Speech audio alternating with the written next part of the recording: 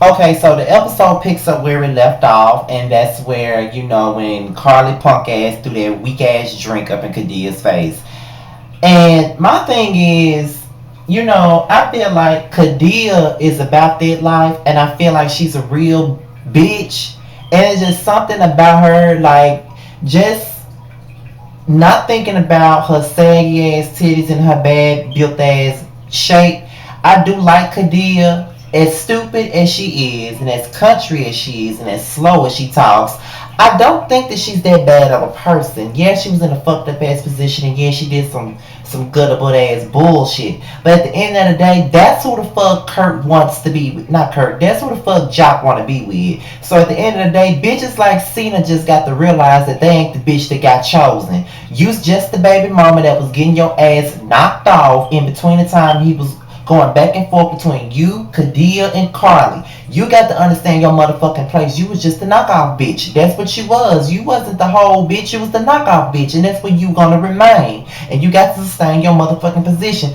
You're not really that ugly. You're not even ugly at all. Like, I'm pretty sure you can find you another man. You just getting your ass up on TV, making yourself look like a damn fool, and you look stupid. You look even dumber than Kadia do. And then on top of that, you and Carly teaming up with each other because y'all got a bitch that y'all don't like in common. I just feel like that is some hateration ass bullshit. Both of y'all are pathetic and disgusting to even come together. Y'all don't even know each other. But because y'all got a bitch that y'all both can't stand, y'all clicking up and teaming up because y'all think that shit cute. Especially Carla, because bitch, you old. Then you doing this at a motherfucking event dealing with your motherfucking record label that you claim that you got. I don't see no artist being signed to it but your own damn self. Then you with Life Jennings, a man that has a career that's still going, has songs on the radio. You got a man and you embarrassing him. So at the end of it all, you know what I'm saying? I just feel like it's some rat-a-tat-tat bullshit for you to even be doing that shit. You and Cena are pathetic. Y'all are just whack to even do that girl like that. And that girl wasn't even, especially you, Carly. You ain't even filmed with Kadia the whole damn season. The girl ain't been thinking about your ass, and you sitting up here focusing on her because she came between you and Jock. Girl, bye. So then, Kadia comes to the studio while Jock is up in there, and she pretty much confronts him about the situation. Now, real talk, I like Jock, but I felt like he handled this situation all wrong because of the simple fact this girl keeps finding herself in fucked up ass situations, all in the name of loving your motherfucking ass. So you want to sit up here and call her dumb and say that she put herself in a situation to get water thrown in her face is bullshit, because at the end of it all, she didn't even know what she was walking into. You can't blame her for that shit. You saying, oh, when you got drinks thrown up in your dumb ass face, she wasn't being dumb. She thought that this was an event to network, only for her to get ambushed by Carly and Cena over your motherfucking ass. And you got the nerve to sit up here and try to go in on her because she feels some type of way about the situation. She should feel some type of way about the situation because you keep putting her in situations like that. You was fucking around with Cena, still doing that, embarrassing the motherfucking girl. But then again, at the end of the day, Kadig knew what the fuck you was getting yourself into, because you walking around here driving him around God knows where with his bitch who was Carly at the time, fucking him every motherfucking night, knowing that he was with somebody else, and now here you go dealing with the same old bullshit. Even though you did your fucked up shit, it's not right for Jock to just go in on you because you found yourself in a trick bag. It ain't your motherfucking fault. So I don't get why he went in on her. I just feel like that was stupid, and Khadija just need to move on with her life because apparently she has a career, she got a good paying job, she's independent, she can do her. Jock the one who's sitting around here sleeping on motherfuckers' couches and shit. So at the end of the day, move on with your life, Khadija.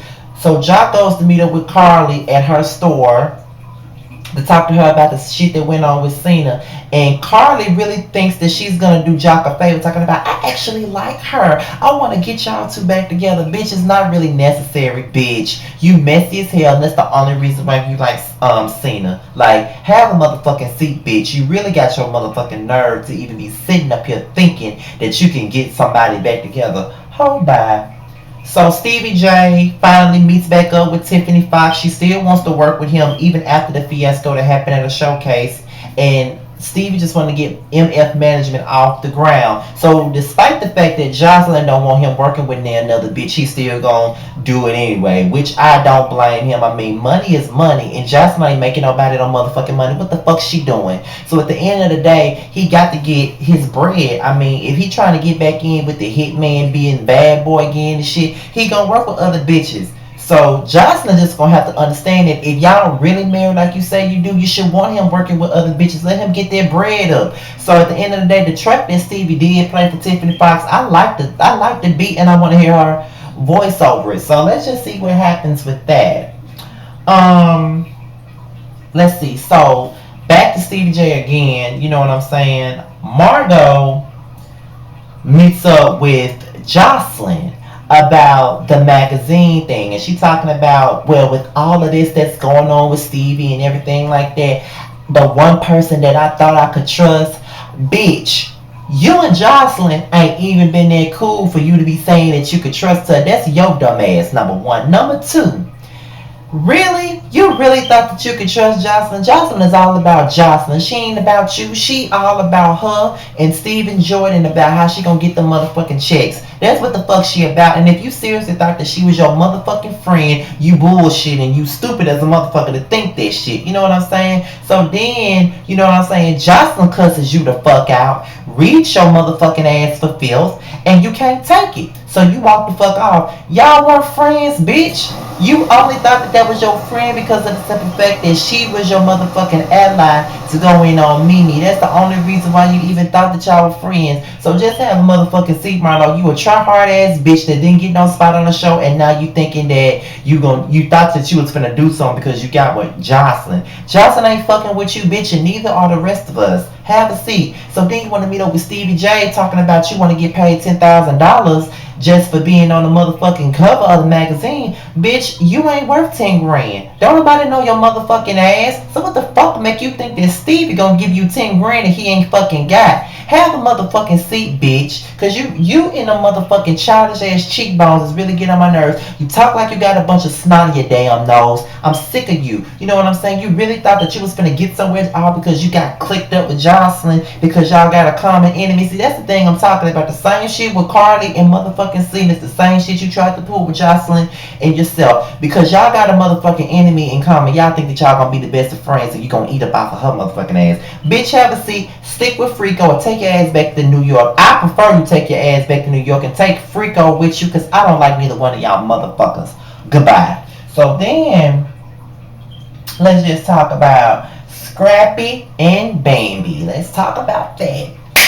So, you know, Bambi hasn't been feeling Scrappy, and she hasn't felt like he has been doing anything to help her out career wise. But I don't know why she thought that he could do anything for her career wise when he can't even do anything for himself right now. So I don't know what the fuck she was expecting. But okay. So there was a video release party that she invited Tammy to. And Tammy, little messy ass, decided that she wanted to invite Rashida messy ass too. So, bam. They come together, and you know what I'm saying? Rashida comes telling Tammy about the situation that happened between her and Kalina and how she felt like Kalina was really her friend when she really a fake ass bitch. And I'm gonna tell y'all something. Tammy really, why the fuck is she here for a third episode? I remember my girl Ashley Miller saying that the bitch here for a third motherfucking episode. Why the fuck is she here? I don't understand why the fuck is this bitch even here for a third episode. Bitch, we threw you away when Jocelyn pulled your ponytail out. We didn't want you back then, and we damn sure don't want your ass now. Then you out in the confessional. Go somewhere and sit down. You trying too hard to be relevant. And the fact of the matter is, if Rashida was really the friend you say she is, and if Kalina was the fake bitch you say she is, why was you even letting her sit on the phone with you and talk about Rashida like that anyway? And you waited for a good moment to expose that shit. That's some fake shit. You ain't keeping it real by doing it. You fake as a motherfucker for doing it. So have a motherfucking seat, bitch. I don't like you. Have a motherfucking seat, hoe. I ain't for that shit. So then the video started playing. It's like a little steamy scene between Bambi and the dude that she was in the video with or whatnot. So then Rashida starts looking at it, throwing all this type of shade, saying that in too close with Scrappy and yada yada yada. So then, Scrappy in the studio working on his music, and he invites Kirk and Rashida to come by to listen to the music, and he also has Bambi come through later on. So Kirk and Rashida come in. I guess Rashida relayed the information to Scrappy that she seen the video with Bambi and it didn't look good. My thing about it is, bitch, you call yourself an artist. Don't you know that motherfuckers be acting in videos? So what the fuck you talking about? But at the end of it all, I do think that Bambi should have told Scrappy that she was going to do, a job like that. You know what I'm saying? Like, why the fuck everybody else know that you got a video release party, but I don't know shit. I'm supposed to be your motherfucking man. You know what I'm saying? So I feel Scrappy on that. But my thing about it is, Rashida's so motherfucking messy. You know what I'm saying? At the end of the day, Kurt, they don't know how to stay out of other folks' motherfucking business. You know what I'm saying? Like, yeah, Rashida's so loyal to his motherfucking ass and all of that shit because that's her friend from back in the day. But my thing about it is, I just don't know. Like, I think she took this shit and ran with it. Rashida has really gotten beside herself, but she really ain't got beside herself because I've been saying this shit about that bitch. But I'm gonna get into that in just a second. So then, Bambi walked through the door while they talking about the shit.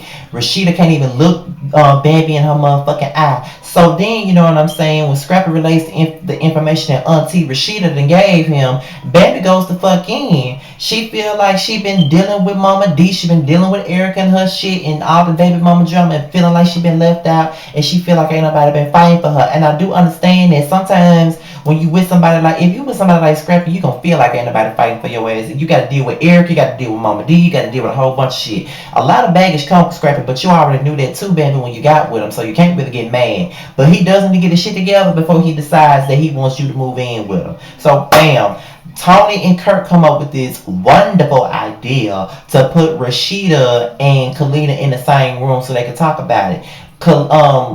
Auntie Rashida out on a date with Kirk thinking that she could have some romantic date or something a long time with her man, and all of a sudden Tony comes in with Kalina. So you know what I'm saying? I just don't like the way Rashida is handling the situation at all. My thing about it is, bitch, you want to get mad with Rashida, with Kalina for saying something about you and pulling CDs and shit. Bitch, you said something about her finances. So what the fuck you talking about? How the fuck y'all both said shit? But the difference between you and Kalina is the fact that Kalina owned up to what the fuck she said. You ain't owned up to shit. You playing a victim because you so quick to throw a bitch away that you call a motherfucking friend or even a motherfucking acquaintance. You so quick to throw their ass away for what another bitch said. And that's why I don't like Rashida, because she's a fake ass bitch. Then Tony was wrong for bringing up Kalina's personal business in front of Rashida, someone she's beefing with at the moment. But I guess he thought that because they have been friends for years that Rashida would be sympathetic to the bullshit. But she wasn't sympathetic. She laughed. She don't give a fuck about Kalina, what the fuck she got going on. So, and apparently she ain't never gave a fuck about Kalina, because no matter what, if I'm beefing with my friend and something like that comes up, postpartum depression is serious. And so for her to even laugh at that shit and be real insensitive and shady like that, it's some bullshit to me. That's why I don't like Auntie Rashida. She worried about everything else but her life insurance. That's the only thing she's worried about, everything else but her life insurance. She don't know how to be a friend to nobody. And my thing about it is, I told y'all about that bitch. She ain't been shit since she turned around and was playing patty cake with K Michelle in every other scene. But then she turned around and said, maybe he's not doing that because that's not something that he did to you. You played friends with this bitch the whole season, only for you to turn your back and say, I don't believe you. We're friends. Those are my real friends. Like, bitch, really? Then, on top of that, you friends with Carly, but yeah, you mad with Carly because of Erica. What the fuck you mad? Really? You ain't even got no reason to even be mad with Carly. Carly didn't do nothing to you. That situation was between Carly Red and Erica. Carly Red did some fucked up shit to Erica, not you, but you was so quick to turn up and turn your back on Carly. The same bitch you called to find out some shit about your man, the same bitch who was there for you when you was going through shit with your man, took you to New Orleans and all types of shit. So was Kalina. And when you was going through your problems with Kirk, Kalina was sitting there crying with you, comforting you, holding your hand. But you see that she going through shit, you don't even give a fuck. You know what I'm saying? So at the end of it all, I'm just not here for the bitch. I just don't like Rashida. I feel like that bitch is a two-time and phony ass bitch. You know what I'm saying? She really sitting up here telling Kalina that ain't nobody buying her music. Bitch, apparently somebody did buy Kalina music. She was a part of the dirty money. When the fuck have you ever seen a motherfucking certification? You ain't never seen a wood certification, bitch. When have you ever seen anything? All your albums have been certified shampoo. So what the fuck you talking about, bitch? You ain't seen no motherfucking success. Like, I wish that Rashida would get it through her head that ain't nobody putting it on to make her want to marry her. Don't nobody want her legs to the moon, and ain't nobody chewing on her bubble gum, and never have. We ain't never liked the Rashida flavor bubble gum. We prefer Trina. We don't want you, bitch. So have a motherfucking seat. You really think you more than what you are? Ain't nobody giving a fuck about you. Then you talking about you doing a retirement album that nobody's gonna buy like the rest of them nobody bought. So have a seat. You really think you can cut for Colleen and her motherfucking credentials? She's had way more success than you, bitch. You ain't got shit. So how dare you come for somebody and tell them ain't nobody buying they records? Bitch, ain't nobody buying shit from you. Really? And then Kalina threw that drink in her ass. I wish she would have came across that table and punched the shit out of her. Because Rashida needs somebody to punch the shit out of her ass. But I tried to tell y'all that bitch was fake, but y'all ain't want to listen. Tried to tell y'all the prune fake. The prune is fake. I tried to tell y'all that. That bitch ain't shit. And that's my review on Love and Hip Hop Atlanta. I got to do my basketball Wives LA review. I'm gonna do that tomorrow and my Married to Medicine tomorrow. So y'all probably gonna get 2 videos tomorrow. But I gotta do both of them tomorrow. Because it was a lot going on yesterday, so I couldn't do it. But I'm out here, y'all. Peace.